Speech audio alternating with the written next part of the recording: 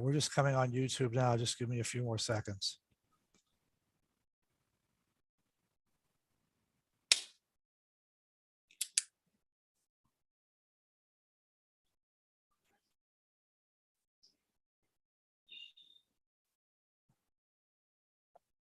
Okay, everything is live and on YouTube and recorded. So if you're okay, the first committee I have is planning and zoning. Can everybody hear me? Because I'm not hearing myself in here. Yeah, I can hear you. Mhm. Okay. Yeah, I don't know why, but for some reason, I'm not hearing myself. Anyway, planning and zoning, Mr. Brule, if you're okay. Yes, I am. I don't have any report, nothing new in either of those two items that I have up there. So you can just move away from me and go on to the next item. Okay, Don, you're on. I just have one item tonight. The garden club would like to donate a tree to replace the dead pin oak that we took out at the corner of Perry and Barkley. And tomorrow, the tree and shrub meeting will meet tomorrow, and we'll make a recommendation as to what type of tree that should be planted there. So if anybody has any questions, we'll make sure we get it to you. Okay, I have one question. Will that stump be ground off that's in there now? Oh, yes, it has to be. You can't plant a tree without a stump removal. That's what I hoped. Thank you, Don. Yeah, that's all I have. okay, thanks, Don. I just want to make a comment under the committee business report that I was looking through the committee as a whole information. I saw the signs there for the kids and the public to get involved in. And as Patty and I have said before, we have put some of that activity into our report. So I'm looking forward to picking some signs that will apply to our neighborhood. And I think Patty also agrees that we want to try to make it uniform. So that's all I have to say. That's my end of my committee report. Unless some questions or something. Okay, all right. So I'm done. Oh, committee, nothing else for planning and zoning? Yeah, that's it. Mhm. Okay, then finance committee is up right now. If you're okay, Ms. DeMarco, I can Yes, start. all members present. Mr. Morris, would you give us your update, please? And then I have some comments after. Yeah, I have a lot of information here, but it's mainly for you to read. I'm not going to go over it all, and some of it's for future stuff. But first thing is, I did give you a cash flow report. You can see it on your screen, at least the statistics section, the chart, and the heavy red line again is 2022. And you can see we're about in the middle as far as cash flow is concerned, exiting June and entering July. It's about average for this time of year. I think when you take a look at the budget later, you might see some more things that you might want to pay attention to, but generally overall, our cash in and out has been pretty consistent and is positive. I don't see any problems there. Does anybody have any questions about that? No, Okay. My second item, just to make you aware, capital improvements plan, people are giving me their projects and I'm getting them, putting them together. There's a couple of minor things I have to do with Public Works yet for trucks, but I will have them at each appropriate committee in August for you to start to review. And what usually happens then you get the information in August, you review it in September, you bring it back and talk about it, make a recommendation in each committee to come back to Finance Committee with your recommendations in October. So that gives you a couple of months. If anybody else had something that they were going to submit, let me know. I still have some time to take it. If you didn't, if you want to know whether there is something submitted, you can send me an email. I'll let you know what's been submitted already. Now, this committee, I will also provide a spreadsheet summary, so you'll see what's been submitted and what years they were submitted for. Hopefully that should be in August. Steve, that's- I have a question. When we're looking, when discussing with the departments, do you refer them to things like our energy plan and our comprehensive plan goals? I mean, they're aware of it, but the, Well, I mean, there's a one-page summary of our goals under those two plans. yeah, I would really like to have people take that in mind as we're looking at capital improvements over time. The Duquesne Light program for evaluating fleets for electric vehicle conversion is free. I don't know if anyone has gotten back to Hannah Dlin on the total number of our public vehicles. But I hope that somebody will do that sometime soon, so that we can have that evaluation as a consideration when we're looking at the capital budget out. well, those kind of, the only vehicles that would be in a capital, that would be a capital item, would be trucks and Yeah. public works equipment, not, But if she's not, evaluating for fleet issues, I need to know how many trucks or vehicles we have. Public Works, police, well, right now, that's in the budget book in a spreadsheet. yeah, And okay, I'm gonna that's the update only that one. spreadsheet, but all the trucks that we have are listed in there right now. And all the police cars? Police cars, well, Chuck gave me a list that's in my budget message of the Okay. cars that we have. This is as of October of last year for 2022. All right, And- well, you'll and- have to but- help me figure out, because I've been digging through here to find it and I'm not finding it. So if you can just send me the page number, I would Um, appreciate it. Not tonight, not right now, but Yeah, sometime in the next few days, I'd like to see where it is. okay. So it's, yeah, I've it's, been looking for it and I just haven't been able to find it it's properly. somewhere around page 50, 56, I think, or 58, somewhere in there. All right, Because that's where expenditures start. So, but I don't have it right in front of me now. all right. Actually, it Yeah, might be a because little I'd bit like beyond to that. give her, I'd like to give her that list so that she can do an evaluation and give us some input on whether there's a way to participate in that electric fleet conversion program that they have. Page 66. Thank you. You're welcome. And all the trucks are all under capital improvements plan. Any other wheeled equipment is under capital plan, and Jimmy and I have that just about updated, and that will be going to Public Works Committee in August. Okay. All right, Um, thank you. Okay, so in any case, that's what's happening with the capital improvements plan for 2023. Item C, my next item is budget issues. Now, of course, first, I should mention that in August, we start planning the 2023 budget. But of course, this month, you're going to have a budget meeting on Saturday, and I tentatively said the 23rd because that was the date that most people were available. And I suggested 8 a.m. only because the library opens at 10, and I didn't think you'd want competition from that. Now, this will be a committee of the whole, assuming everybody wants to go ahead with that at that date and time, and it will be advertised in next week's paper. What I need to know is some things I have outlined here, but I'm not going to, like I said, read all this stuff. What I need to know is, am I leading the meeting? Is somebody else leading it? And what do you need to know? The only one who submitted anything to me so far has been Ms. Martin. Mr. Erbaldinger. It will be a committee of the whole, so every council member will be same level. And I would say you and I are co-leading it. You're like the main gig, basically, and I'm technically Okay. leading, but you are like the main person. All right. Well, I'm assuming that I mean, I can handle that. I'd just like to be able to prepare for it. I've already Yes, prepared. And Go ahead. I like what you said. So I think people really should look at the budget sometimes maybe next weekend or so and submit questions. And you basically said you want a deadline. What deadline do you think people have to submit questions by? Yeah, well, by Wednesday at noon, next Wednesday, a week from tomorrow at noon.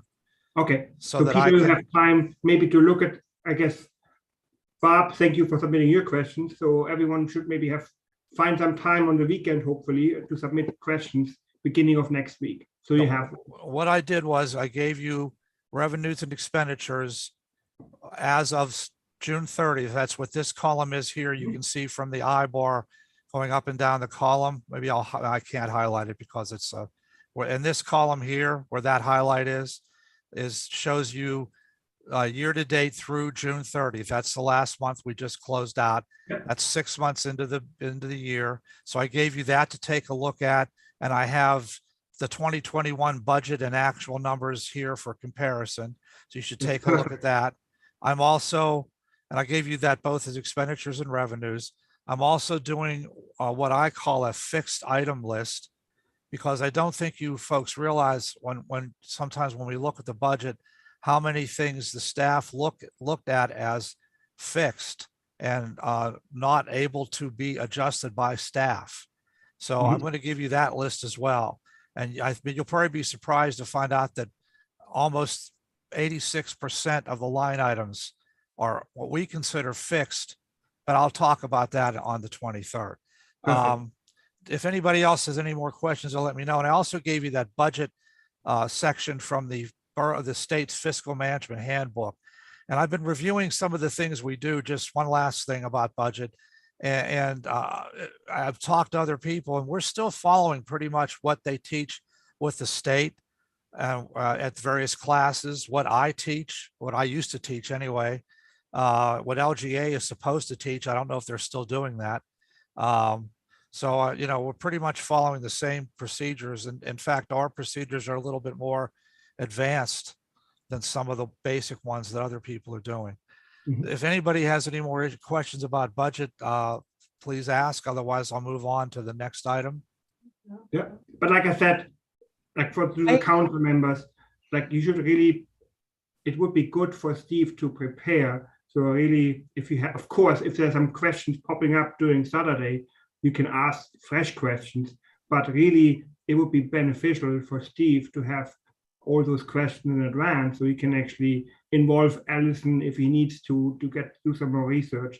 So I think it would be beneficial if everyone submits questions ahead. And by the way, I invited Annie and Allison as optional, like if they want to. I think Annie sounded interested to participate, and Allison, I think she has a conflict. So they may be showing up as well. I don't think Allison will.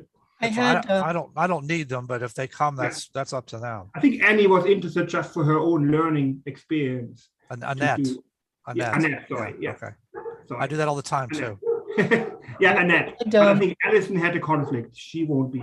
But yes, so please go ahead and advertise it like you said you will do. I had developed a list of concerns on the revenue side, and I will send those and circulate it to everyone. It was in the form of a Tree City Times proposed article, which is not going to be published as such, but I still have concerns that I think need to be aired and should be shared. One of them is on the agenda next under the property assessment issue, which is on Steve's report on the next item. Steve, would you go through that? Yeah, I'm going to. I'm sorry. I just want to make sure I have my notes here about what I'm doing tomorrow. The first thing is advertising the budget meeting. What I provided you with and what I also sent in my second email is a summary of the most recent article that was in the Post-Gazette about the property assessment issue.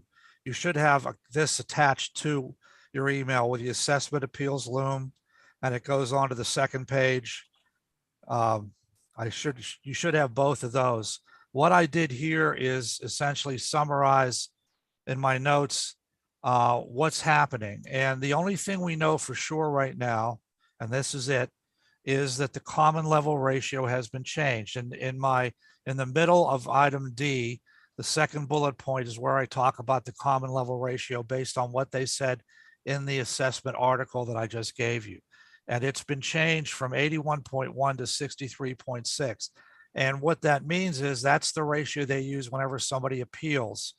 Okay, and I gave you an example there of that ratio on a $100,000 house based on what the Post-Gazette writer mentioned. And I also show you below that what that means in taxes for the borough. At $100,000 straight at 8 bills, it's $800 in taxes. But with the common level ratio of 81.1%, it would be $649 in taxes. And with the property, the common level ratio going down to what they predict it's going to be, which I believe is correct, 63.6, that would be $509 in taxes. So you're seeing you're almost losing $300 in taxes. And they're anticipating a lot of appeals, and so am I. So, How you prepare, let me just finish one more thing. How you prepare for that, I have no idea. Because I'm hoping that other people will have some information, other managers are looking at this, and the GFOA, the Government Finance Officers Association, which Allison's a member of, will have some information on how we might be able to deal with this. Usually they do that in a pinch, but I haven't seen anything yet. And there's no way to predict how many appeals there's going to be. No way. So I just wanted to ask Mr. Corbel, what's the basis for doing an appeal? Do we know? Well, anybody can appeal their property assessment each year. I think the deadline is end of March 30th, I think, in March, or 31 days in March, whatever the last day is. And so the basis for folks would be that the common level ratio has been reduced from 80% to 60%. And they take that percentage of your assessed value and then tax you on that lower amount, right? So 80% of $100,000 or 60 and change percent of $100,000. There's a difference there. And so folks will have to decide if they want to file an appeal. Now, would that be taken on, like if you have not had your property transfer in a recent time, say you've owned your property for more than 10 years and your assessment is based on the time when it was acquired, right? So your Correct. assessment is based on the time that you purchased it. Its value could have gone up. So if you do Oh, yeah. so if you do an appeal, do It's they based on appeal- the current fair market value. Okay, so you take the risk if you appeal that you're going to have a higher tax rate even at the lower level because they will assess it at the more current assessment rate. Is that correct? Yeah, that is correct. It's not an automatic that you'll save All right. money, because if your If your property value went up. Yeah, if even your at- values in your neighborhood have gone up significantly since you purchased, or their value was set, there's a chance that it might not benefit you. So Steve is right. I think the appropriate approach here is to approach this with caution and planning to ensure that funds are available for refunds. Mhm. But I also don't think that you're a community where, property values have gone down significantly or haven't grown over time. So I think that might help you in the long run when it relates to what the impact will be. So I you will get revenues based on the assessed value that's on the books.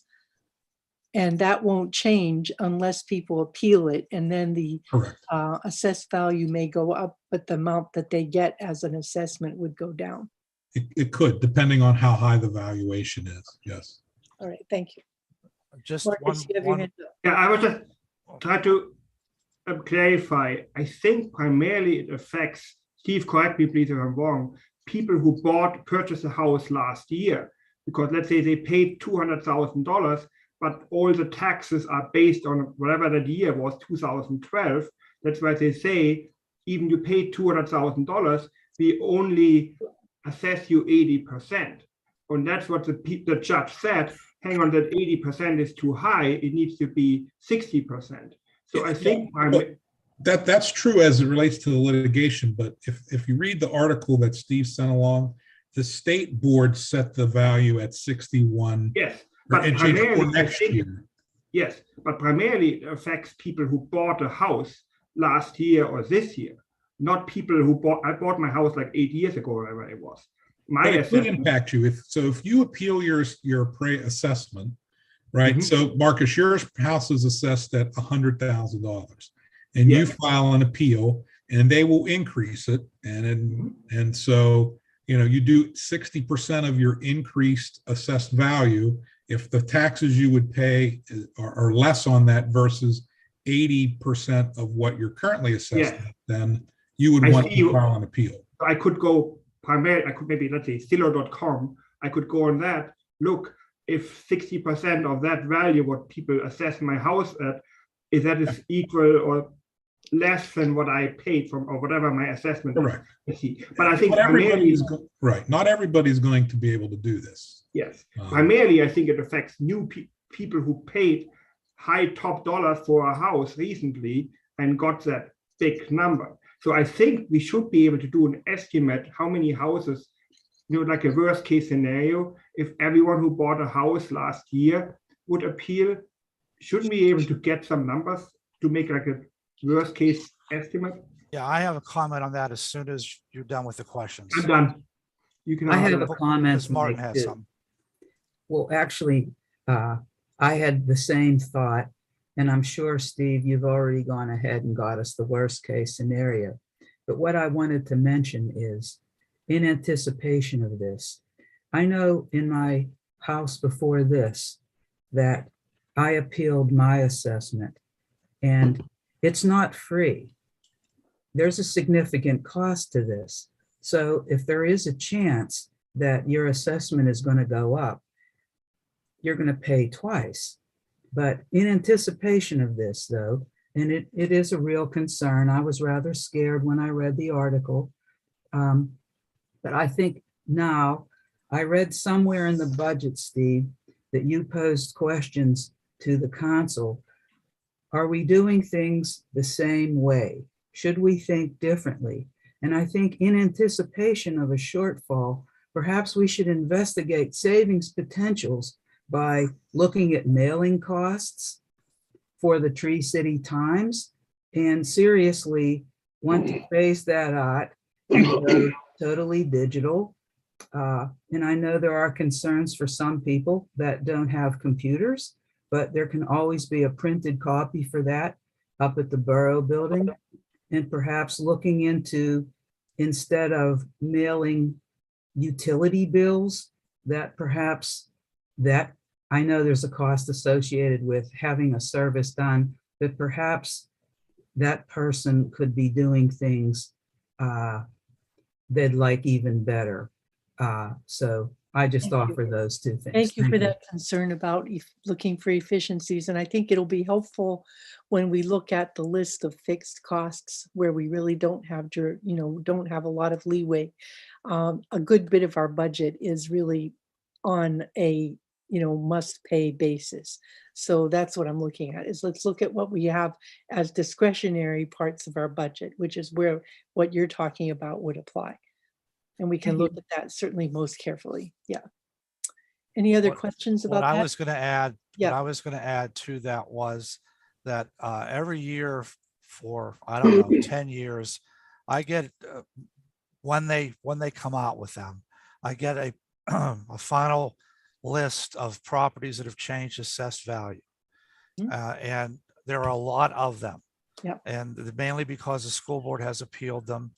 So I put them into a spreadsheet, which I thought I actually had here, but for some reason I'm not finding them.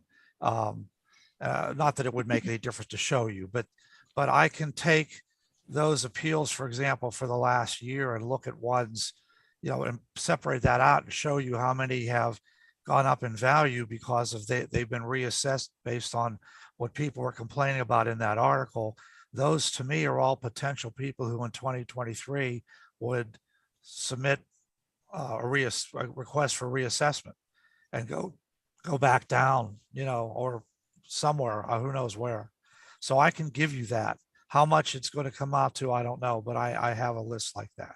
Okay. So thank now you. you do have, I mean, I don't want to scare everybody. You have a budget reserve. You have other reserve money that you can use.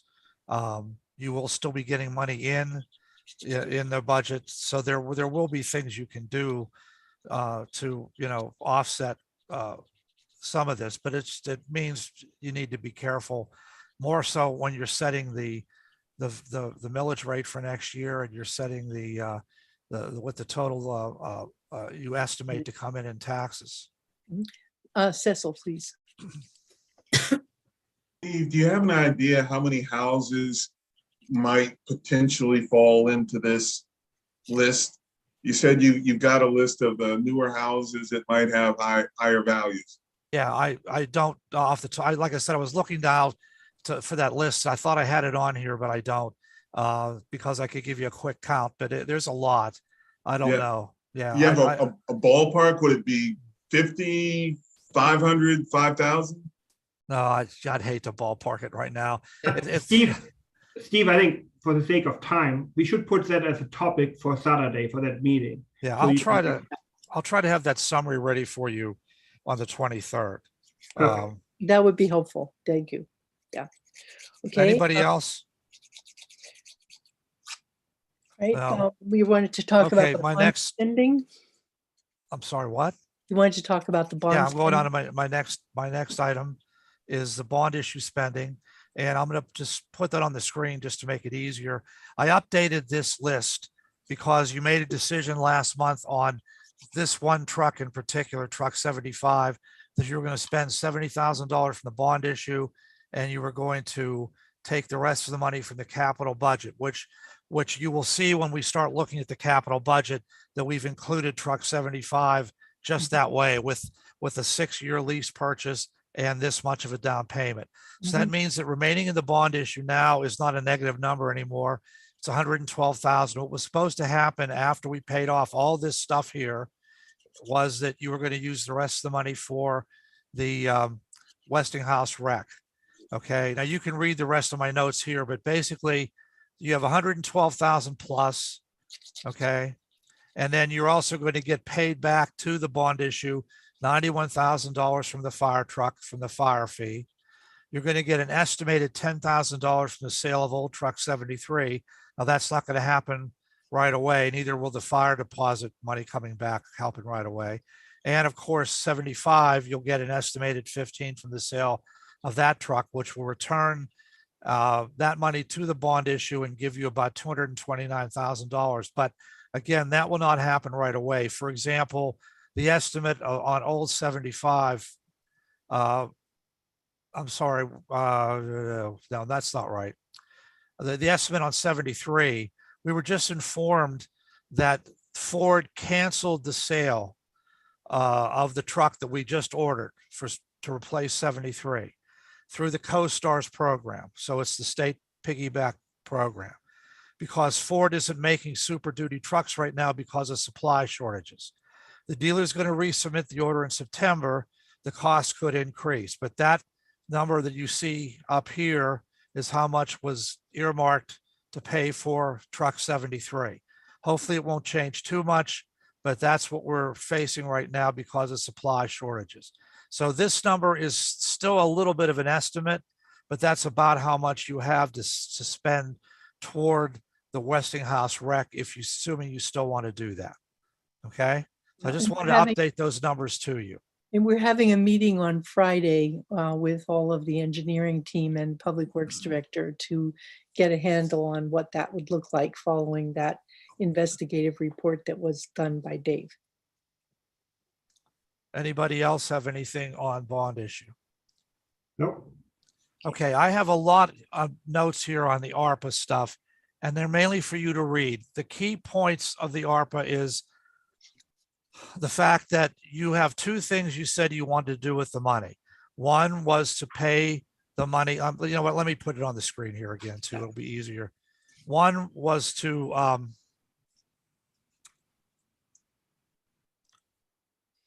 where is that? One was to put it toward the Alcosan sewer project. The latest estimate I have from Bob Ziskow is that the borough share will be about $286,000 for that project. Okay. In ARPA funding, we received already 329,000 plus. We're going to get another 329,000 plus for a total of 659,000. So after you spend the money on the Alcosan, the estimate for Alcosan, you're going to have about $373,000 left. Everybody clear so far on that? Yeah. Now, Yeah. you had suggested that that money would go toward the Westinghouse wreck. Whether you're going to do that or not, my suggestion is that you think about taking some action, assuming that it's okay, that our solicitor doesn't see any problems with it. The reason is because they did come down with the final rule, which I have on your sheet. I'm not going to read all that, but they did verify that the key change is this, that the rule offers a standard allowance for revenue loss up to $10 million without having to justify it. we don't have $10 million we're getting from ARPA. We're only going to get 659,000.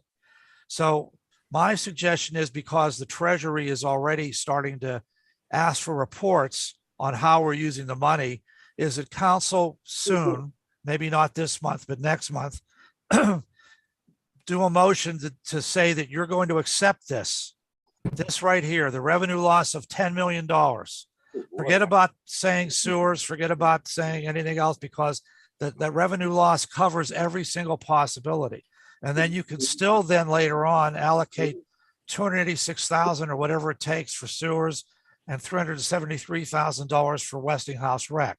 Now, if you don't, but that also gives you the opportunity, if you are worried about, for example, what the assessment situation will do, of using some of this money for something else, because you're using this factor, lost revenue.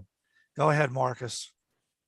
I think it makes sense if Steve Corbel is okay with that. I think we should put it on the motion for next week if you can. Yeah. I agree. And then I have another comment. I have a question also too before. Yeah. Mr. Corbel, would you respond first to Mr. Erbaldinger? Does that make sense to you to put it under the lost revenue category, and then we can allocate it as we see fit by vote? Absolutely. Okay. That Perfect. So gives we us do it on more flexibility. Wednesday. But the other comment I had, you know that we have like $300,000+ left, and we have the bond issue. Yep. The estimate from Dave Gillian for all the ask for the Westinghouse Lodge was about $300,000.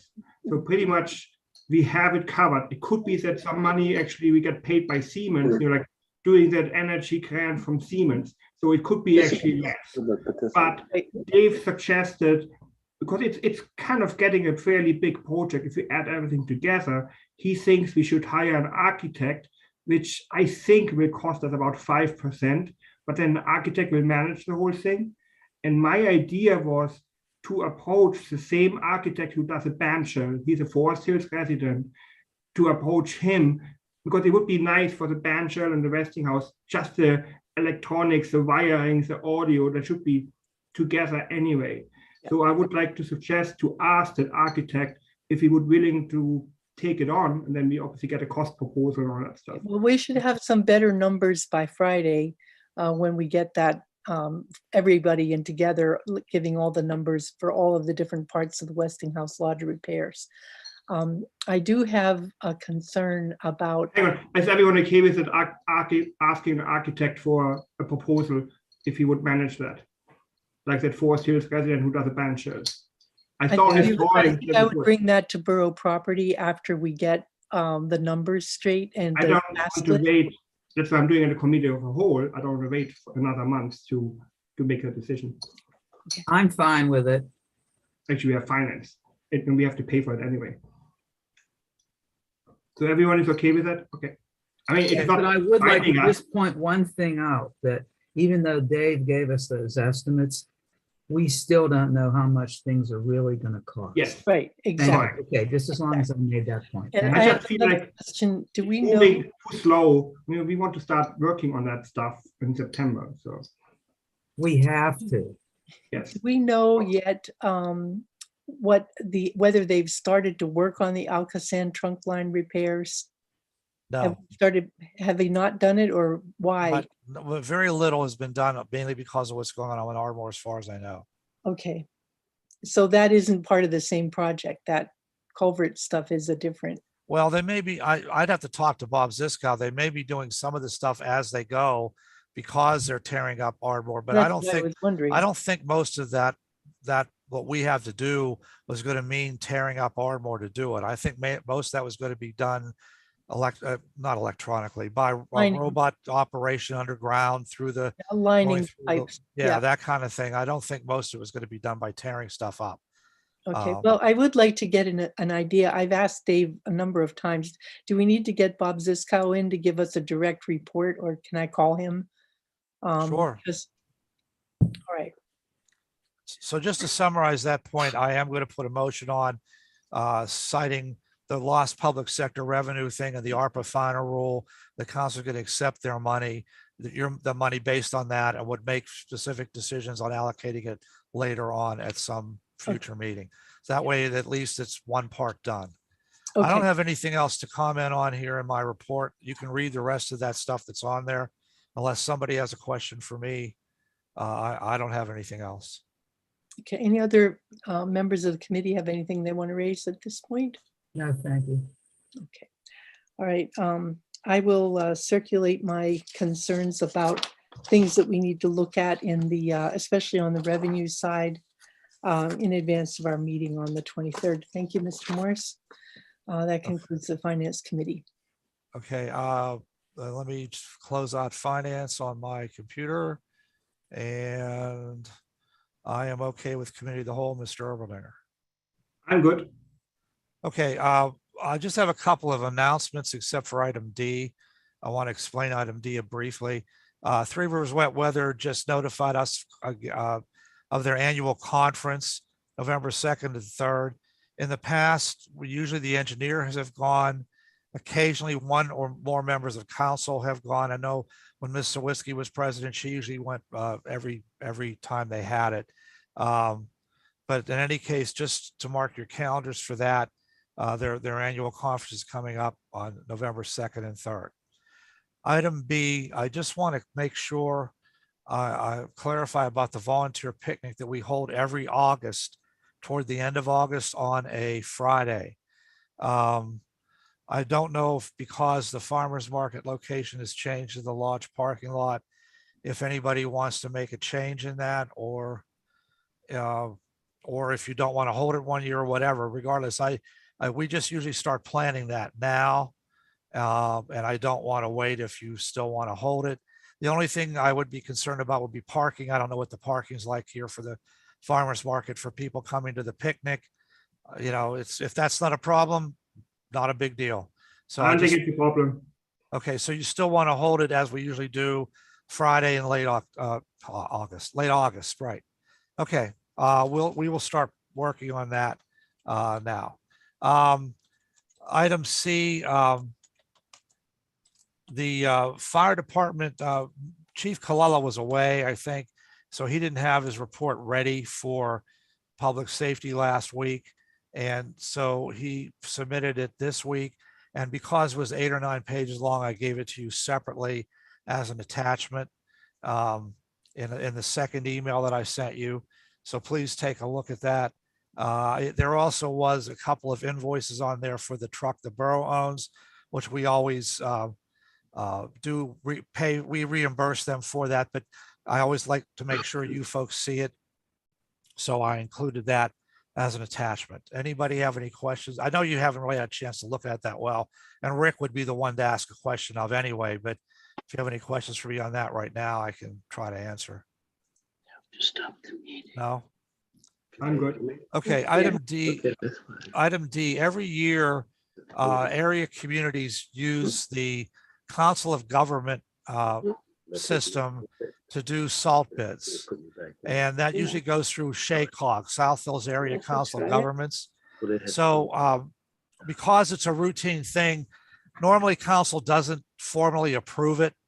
But I always let you know every year, just in case you want to do it, that the bids have come in. The bid price is $88.96 a ton. For salt, it is an increase over last year by about $20 a ton. And I have the highlighted information here from SHACOG about what has to happen. There is an agreement that gets signed. We usually just do that in-house with the president of council signing it. And I usually just mention it in a meeting. I don't think council has ever formally done a motion on that for probably about 15 years. But if you want to, you can. I just need to know. We also, to cover ourselves, usually go with the PennDOT CoStar's bid. We're not supposed to do that necessarily because the COGs don't like that, but we like to have a backup in case we need to have, if it's a bad winter, we want to make sure we have enough salt. And there have been other years when we've had problem with that. So we usually do that. That has not happened yet, so we don't know what the salt rate will be for that. Last year, they were also about $68 a ton, and they're likely to go up again. So I just wanted to report on that to you. If you have no problem with it, we'll handle like we normally do, get the agreement completed and have Mr. Erbaldinger and myself sign it. But if you want, I'll be happy to put it on as a motion. If you'd rather it be formal, you just let me know. I think we should just keep going what we're doing for Okay. many No years. problem. Okay, I agree. that's all I have then. I have nothing else. All right, next, solicitors report. Hi, everybody. I do not believe, and Steve, you can correct me if I'm wrong, we did not receive any bids on the senior center. Right. So what we'll do is my office will advertise again as we discussed at a previous executive session. And once that process is complete, we'll report back to council.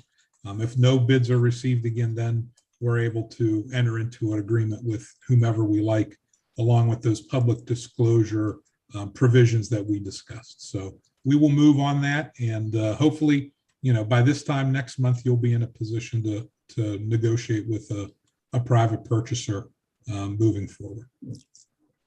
Secondly, Steve put the invasive plant ordinance under here. I've been reviewing the correspondence and some of the sample ordinances that Steve has discovered. At this point, I think it's fair to say that we can absolutely regulate this. And with additional guidance from council, I'm happy to prepare an ordinance for you all for consideration. With some guidance today or in the coming days, we can have a draft for next month's committee meetings.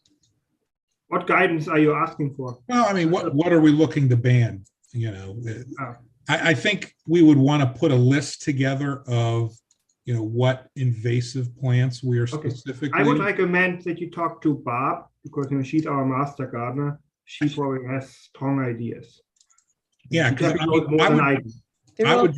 I would draft it in a way where those were listed, but we'd also have language that would include other, so you don't have to have everything listed therein. But I'm happy to work with Ms. Martin on that for sure.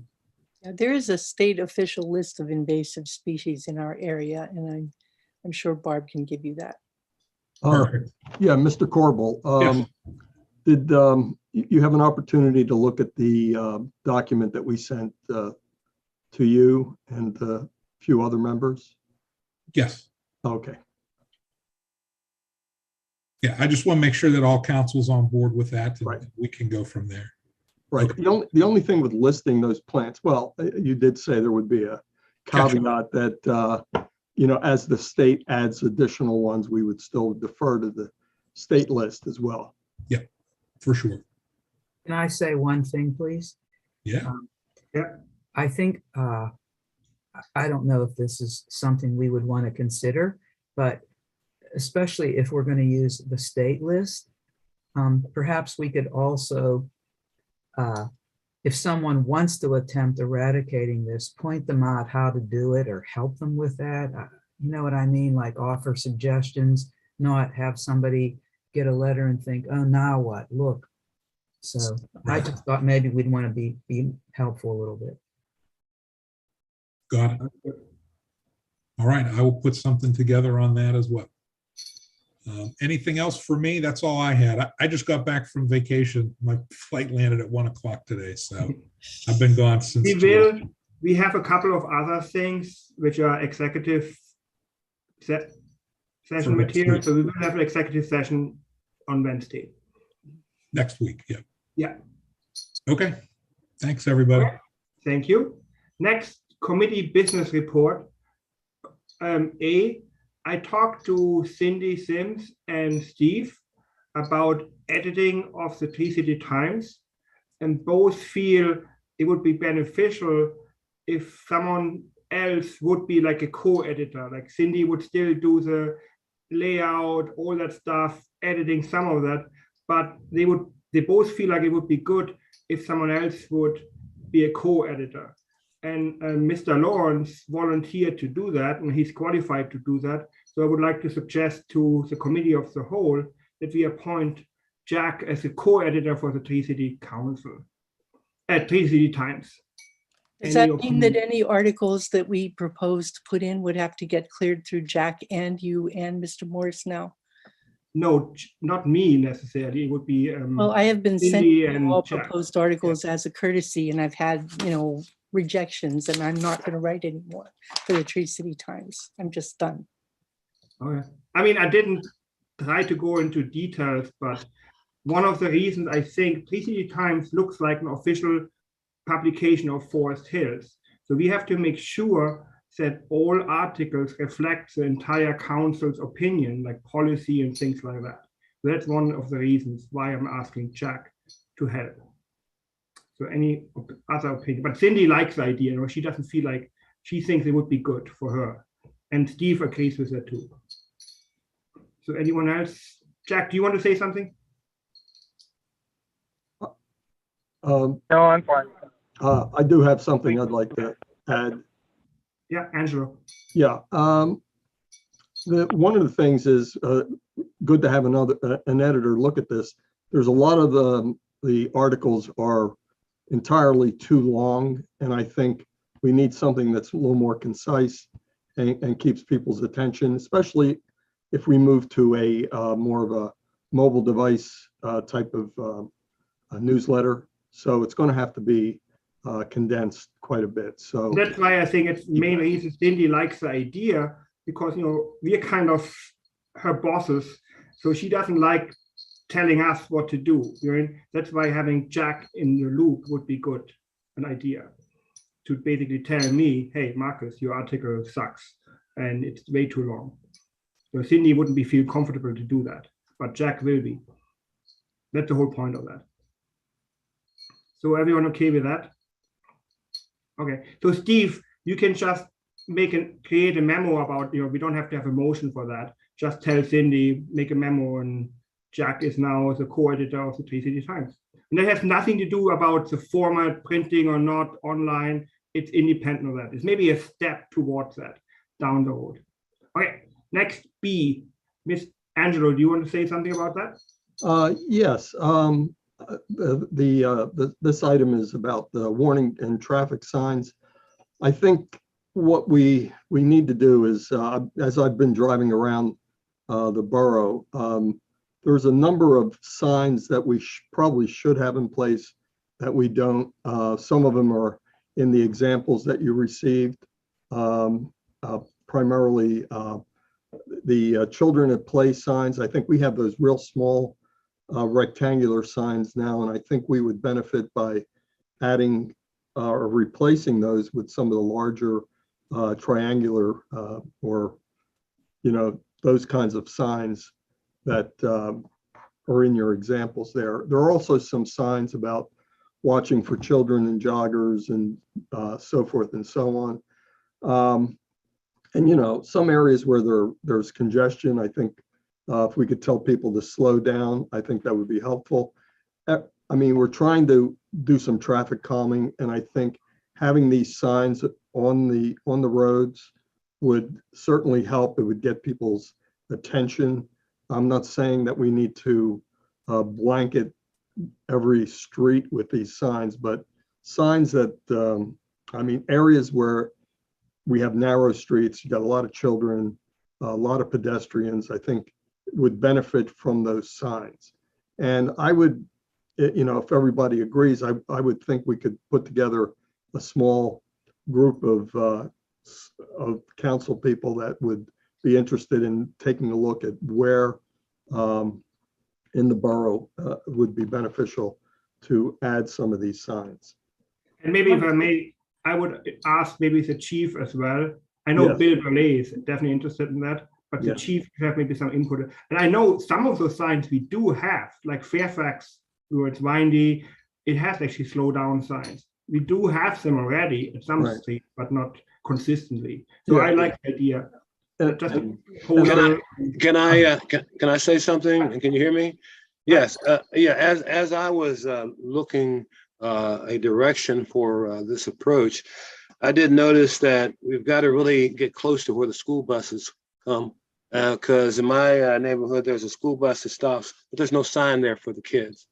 And so they run all around the intersection, and finally they get on the school bus. So I think we might need to have a way of putting these signs in key areas where the kids are going to be standing or they're waiting for the buses. So we really need, I think, to do a survey of how our borough is being handled by the kids, the parents, and the school buses. So it's something that I think Churchill's done it, and they have the real nice watch the kids signs, and we don't have any. So I think that we really need to look at this, because I really don't want to have someone say, my son, my daughter got hit by something because there was no sign there. I don't think we want to hear that.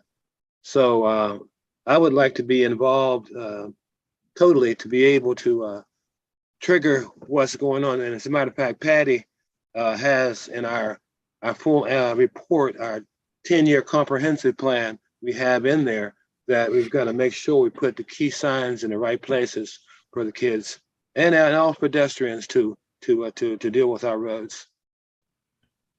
I have a suggestion, please, just to consider. I like that there's different signs, and perhaps people may want to have a uniform look throughout the borough, but I just wonder if you look at the same sign, you don't really look at what it says because you've already seen it. I kind of like the idea of just different looks for signs. That's all. I mean, that's the key. We have. I agree. We can't have too many signs, because if you have too many signs, no one will take them serious. There has to be a balance between just the right amount, because if you have more signs than we have now, it will be beneficial. But if you have way too many, if like slow down signs are pretty much at every single street, it won't work anymore. So I mean, they have to balance. But yeah, I think, Angelo, if you take the lead and then come up with a proposal with everyone who wants to be involved, that would be great. Okay, will do.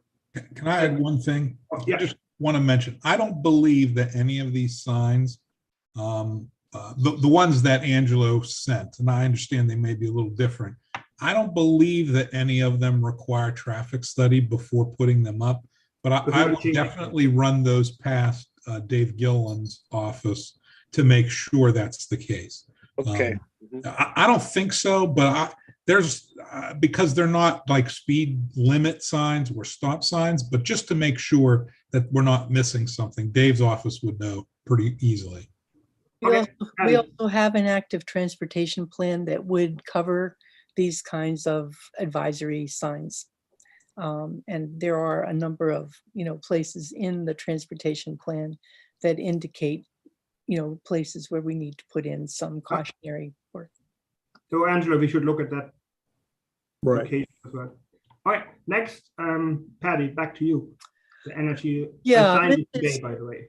This is a, yes, thank you. I saw that. I did include the concept paper distributed to everybody. I believe you all received that.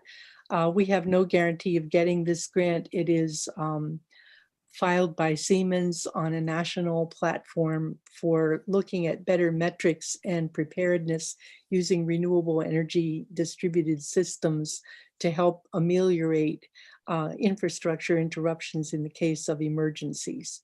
So for example, when you have storm damage, identifying places that are vulnerable and putting distributed generation in areas that can alleviate the potential for outages in broad areas.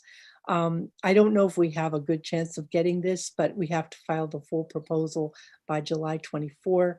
And it would be basically participating 10 stakeholders in 2 stakeholder meetings a year for 2 years.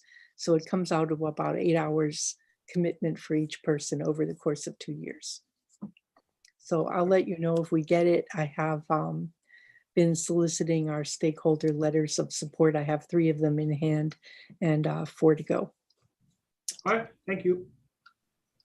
Next, natural landscape, no more lawns. Wow. Thank you. The issue of natural landscapes, no-mow lawns, environmental friendly lawns, whatever one likes to call it, was brought up by a resident asking if an ordinance was required in order to do this.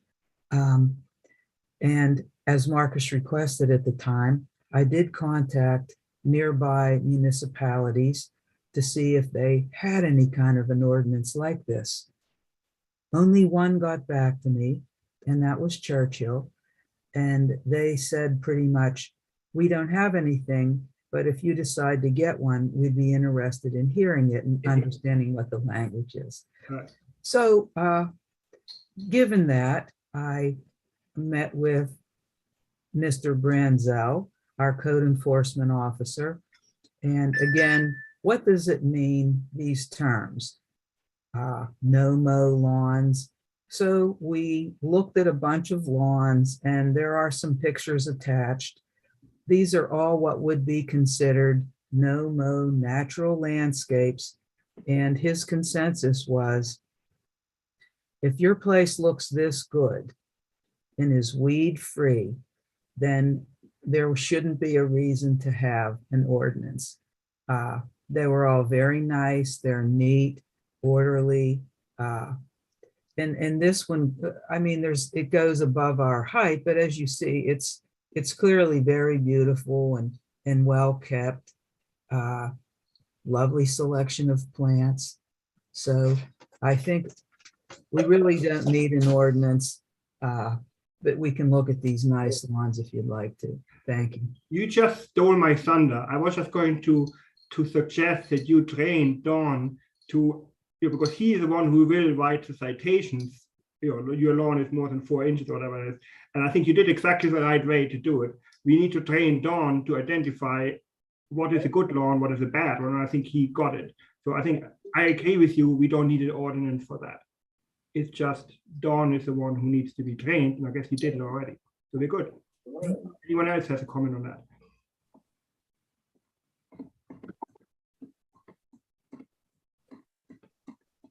No? All right, I think that's it.